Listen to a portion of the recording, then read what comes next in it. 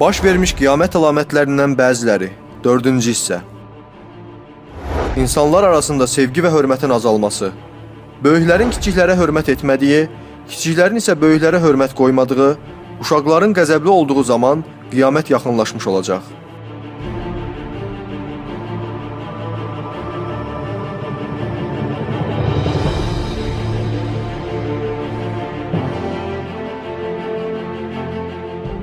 Torpaq sürüşmələri. Qiyamət əlamətlərinin birincisi torpaq sürüşmələridir.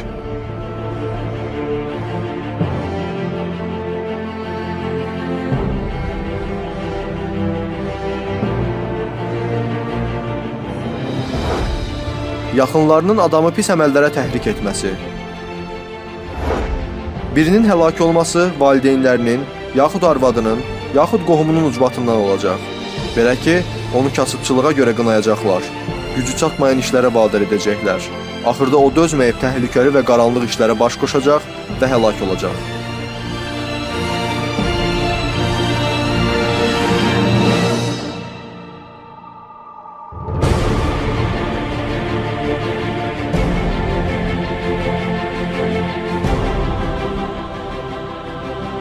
Zamanın qısalması. Bu hadisələr meydana gəlmədikcə qiyamət qopmayacaq. Zaman qısalacaq və məsafələr vasitələrlə qısalacaq.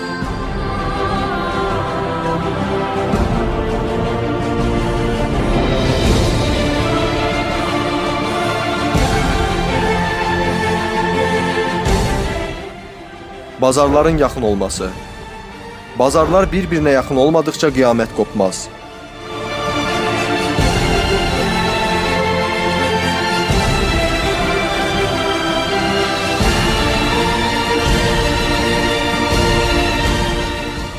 Dünyanın xaos və ixtişaşın bürüməsi.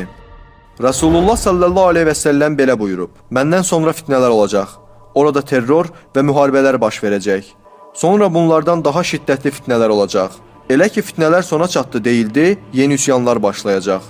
Ta ki mənim nəslimdən bir nəfər, Həzrəti Mehdi əleyhissalam çıxana qədər fitnənin girmədiyi bir ərəb evi və toxunmadığı bir müsəlman qalmayacaq.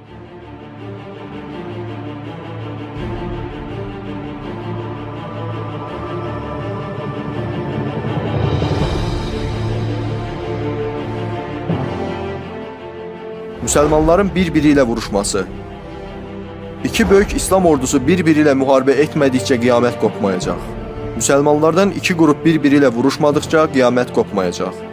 Bunlar arasında böyük müharibə olar, amma məqsədləri bir olar.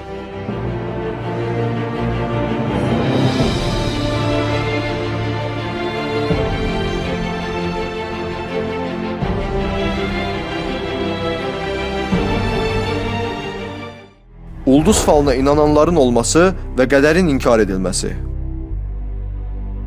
Axır zamanda ümmətin barədə ən çox narahatçılıq keçirdiyim şey ulduzlara inanmaq, qədəri inkar etmək.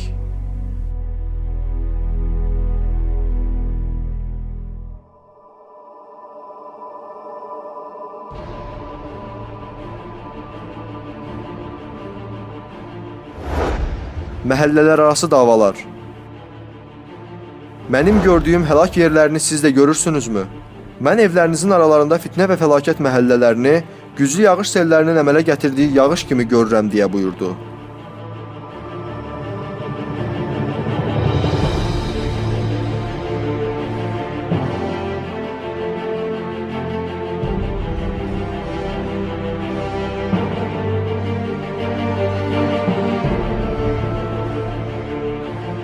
Ailə münasibətlərinin pozulması. Qiyamətdən əvvəl qohumluq əlaqələri kəsiləcək.